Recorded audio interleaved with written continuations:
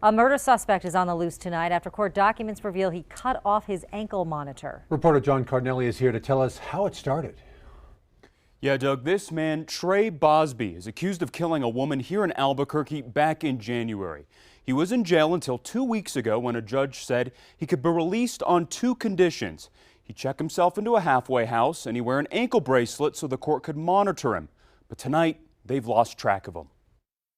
On Tuesday, the district attorney's office was notified that first-degree murder suspect Trey Bosby cut off his ankle monitor. That email was sent to me, his defense attorney, and the proposed text email account for the assigned judge.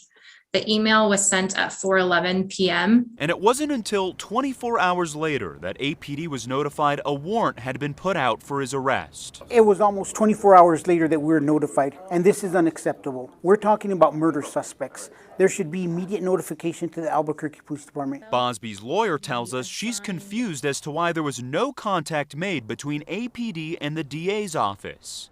If the district attorney's office was immediately notifying law enforcement that they were anticipating a warrant being issued, or that they needed to be on the lookout for this individual and begin researching where he might be, or any given defendant in that case, in that matter, that could have started more immediately. But there was contact made. The night that the violation occurred, there was contact between our ADA and an analyst at the police department. And then the following day, the notification was made to ISU, which is the unit within APD that should be looking for this individual. That's Raul Torres, the Bernalillo County District Attorney. He says despite his contact with police, they couldn't go after Bosby. Even if the court sends a copy of just the violation report and says, hey, APD, here's the violation report.